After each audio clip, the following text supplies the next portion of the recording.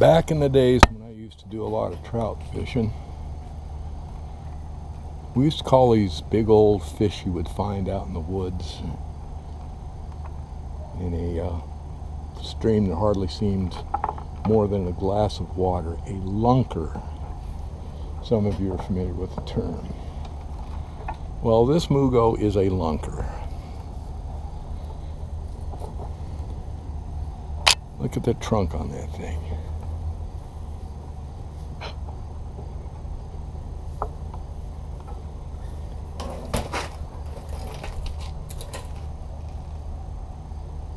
I hope you can see that. I hope you make it out from the film. Right here.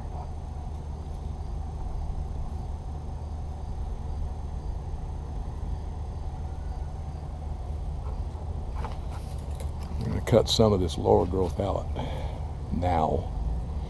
We will stub this because I don't want it dying back on me.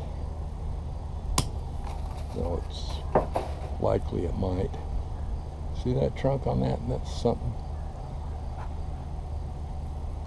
You don't find trees like this all the time, but you don't find them if you don't look for them. And this is the reaction I get from a lot of people about Mugo pines. They'll look at Mugo pines in the nursery and they'll say, oh, well, all those things that look just like pruned bushes. Some of them do. And as I pointed out to you, a lot of the ones that are more difficult to deal with are the ones that are the best or well grown for the purpose.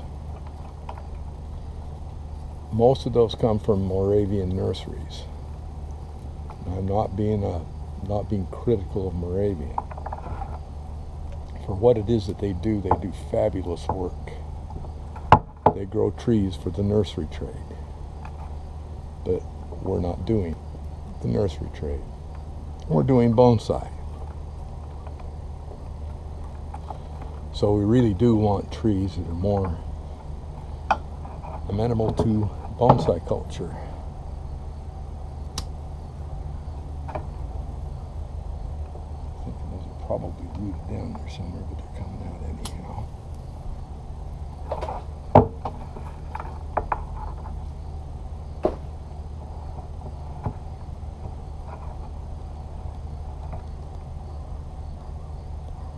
This tree is a perfect Krumholtz, almost.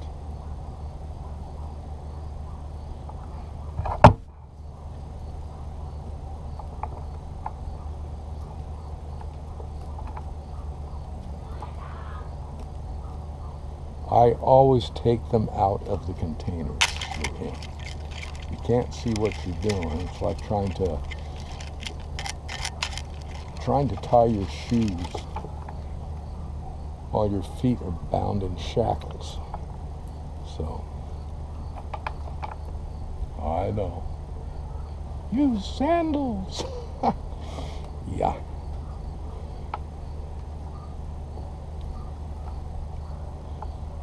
Some nice stuff going on in here.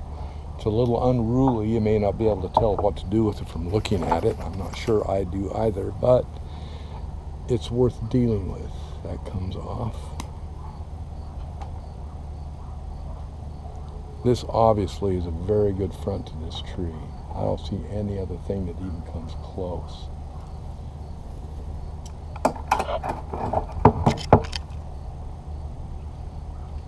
Here again, we're going to be full of gins. It's going to be my prohibition tree, right?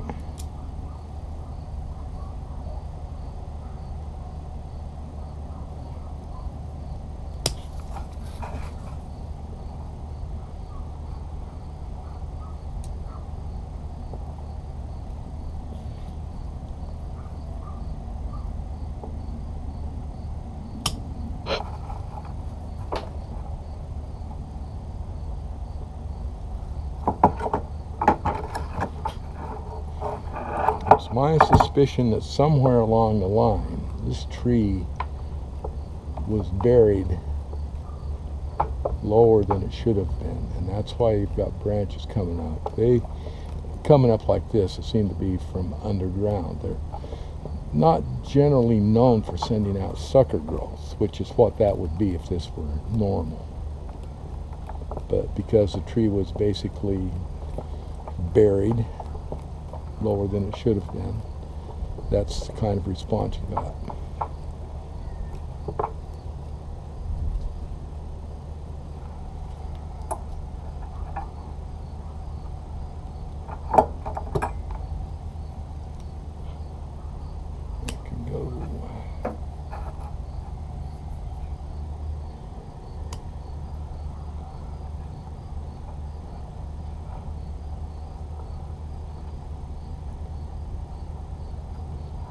Oh, what do you think?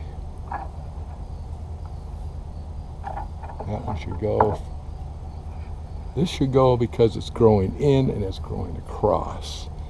You could wire it to do something else, but still, the basic intent of the branch was to grow inward.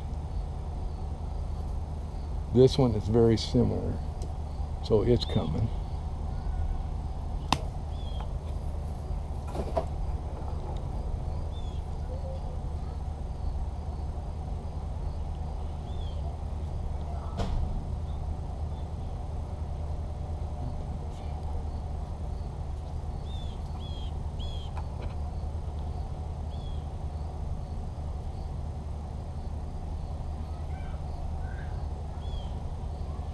I'm going to cut this one back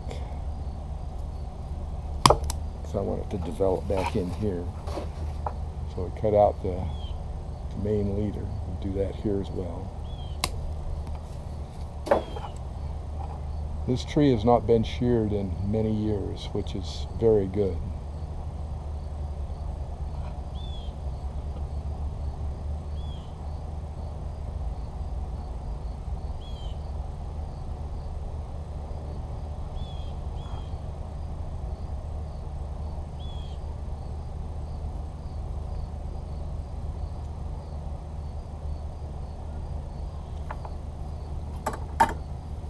We need a branch to kind of occupy the back of this tree. I don't think this is it though. I think that one's a goner.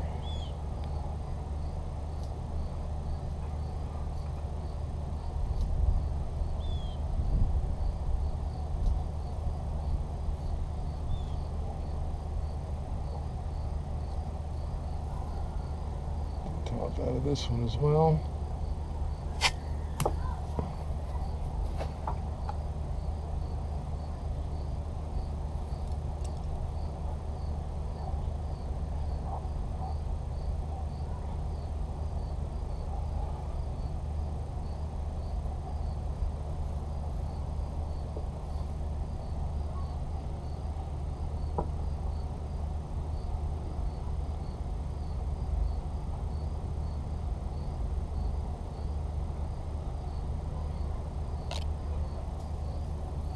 This has got to go. It's either going to back bud like crazy or it's going to die. It's not likely it's going to die though. I don't think that'll happen. This tree's too healthy. Look at all the new roots. Except for this mess. A lot of this stuff here too should be cut back. But I think all in all, it's really a pretty interesting tree.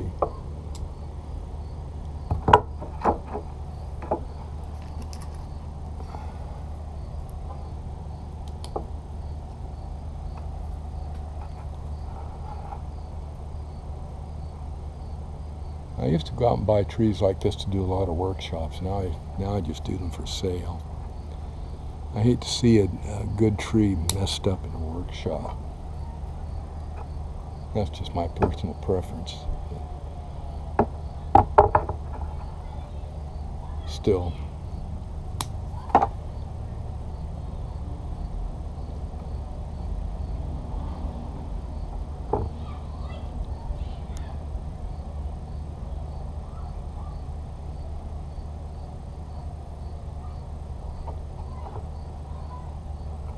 This branch should be shortened down to here.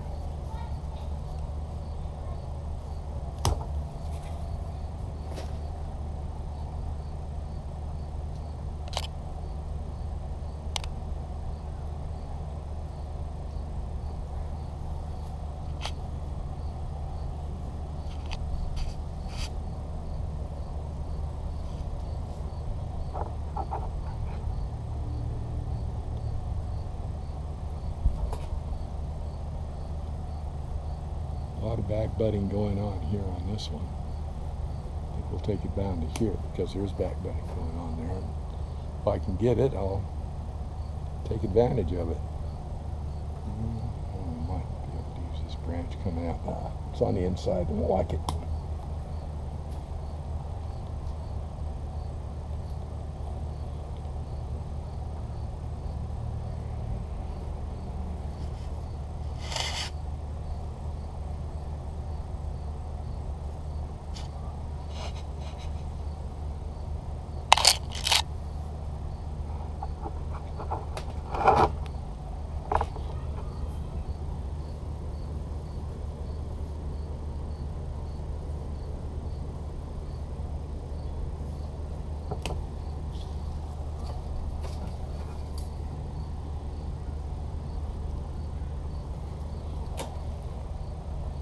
A lot more to do with this one.